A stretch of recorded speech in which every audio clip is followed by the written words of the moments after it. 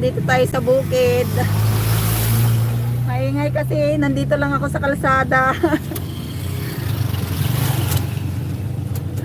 Ayan o, maraming naka dahil ito sabay kong nag-harvester. Ayan.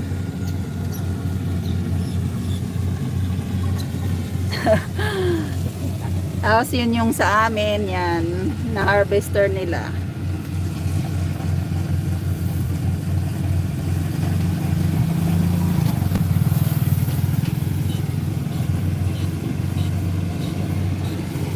Nauna na to, amin din to, pero iba yung nagsaka nito sa pinsan ko, yan. Itong na harvester, kalahating hektarya.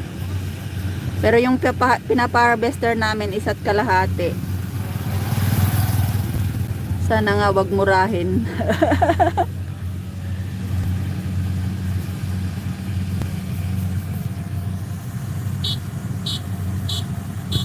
Ay, ayun. Nasira kasi kanina kaya medyo naano sila, medyo tumagal. Nasira yung harvester daw. Pagdating ko dito nakahinto.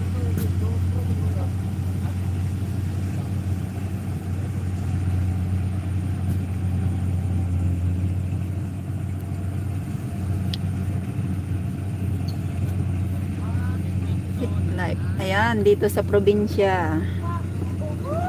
Doon, puro palay. Ayan. Doon ako nung isang last time na nag-harvester doon, sa gilid doon, sa kalsada ng kabila. Kasi may kalsada din doon. Tagusan ay, ano ba yun tawag dito? Yung hanggang sa dulo netong bukid namin na to, kalsada rin kasi doon. Kaya yon. Pag in-harvest yung doon sa gilid ng kalsada doon naman ako.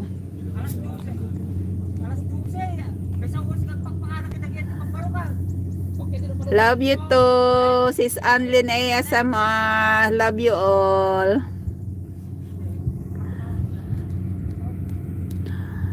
Yung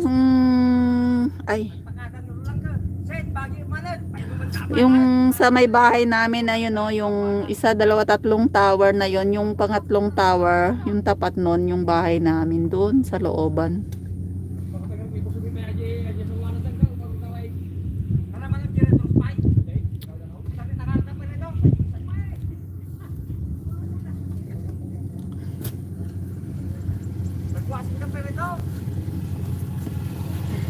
Ayan, papunta sa highway, sa kalsada.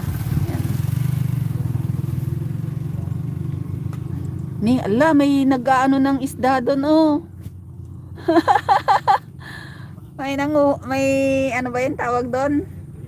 Ayan, oh, nag-ano sila ng isda. Nandami yatang nakuha, oh.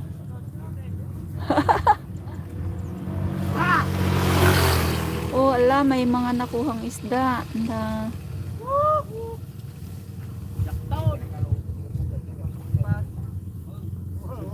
galing naman.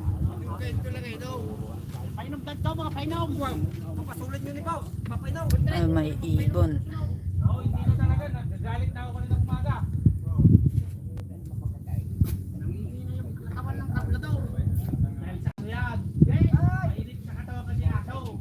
Parang nakatay yata yung ano ko.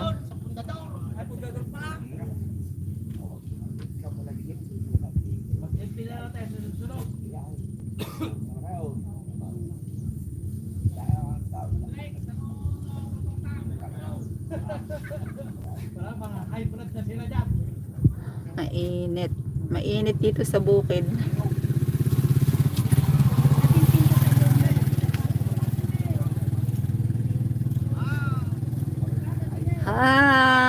Lalabs Axel Potsel, maraming salamat. Diyan. Thank you for coming. Parang ano yata yung ano ko, bakit baliktad na naman yata. Inano ko na kanina eh. May hilo na naman yata yung manonood. Ayun. Aso pa lang yung pinapamis nyo, mamaya pa yung punta doon. Bakit naman ganun?